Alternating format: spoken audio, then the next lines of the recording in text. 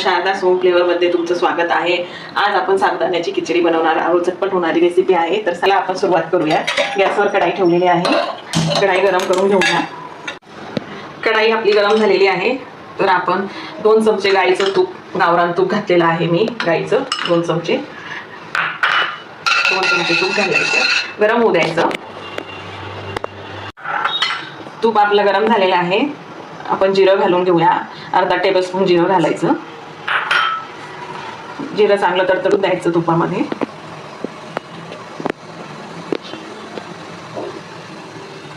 जिरा आपलं तडतडलेलं आहे।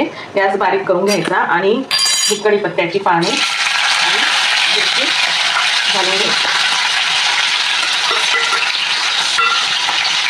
मिरची आणि कढीपत्ता थोडासा फ्राय करून घ्यायचा तुपामध्ये। आणि हा बटाटा आपण शिजवून घेतलेला हाताने असं मॅश करून तुपामध्ये टाकून घ्यायचा। नंतर शेंगदाण्याचा कूट आपण जाडसर करून घेतलेला आहे, हा पण टाकून घ्यायचा। थोडं हलवून घ्यायचं आणि हा भिजवलेला साबुदाणा आहे, हा 2-3 तास तरी भिजवून घ्यायचा, छान भिजतो। हा पण टाकून घ्यायचा।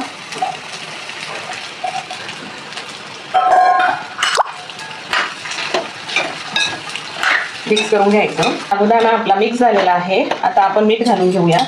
तर आपल्या चवीनुसार मीठ घालायचं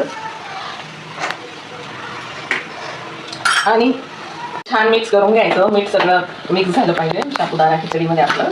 आणि नंतर बारीक फ्लेमवरच करायचा आणि झाकण ठेवून द्यायचं 5 मिनिटासाठी। 5 मिनिटं झालेली आहे। आता आपण झाकण काढूया। थोडा साबुदाणा पुन्हा थोडासा मिक्स करून घ्यायचा आणि हे अर्धा लिंबाचा रस आहे, हा एकदम ऑप्शनल आहे। तुम्हाला हवा असेल तर टाका, छान लागतो। मला आवडतं म्हणून मी टाकते। तर अर्धा लिंबाचा रस घालूया आणि मिक्स करून घ्यायचं छान। साबुदाणा आपला मिक्स करून झालेला आहे। आता आपण 5 मिनिटासाठी पुन्हा मंद आचेवर झाकण ठेवून वाफवून घेऊया 5 मिनिटासाठी। आता 5 मिनिटं झालेले आहे। गॅस बंद करायचा आणि 2 मिनिटं असंच ठेवायचं। 2 मिनिटांनी झाकण काढूया। खिचडी आपली रेडी झालेली आहे। आता आपण सर्व करूया। हे बघा, आपली गरमागरम साबुदाणा खिचडी तयार झालेली आहे। खूप टेस्टी बनते। अशा पद्धतीने तुम्ही बनवून बघा, ट्राय करा।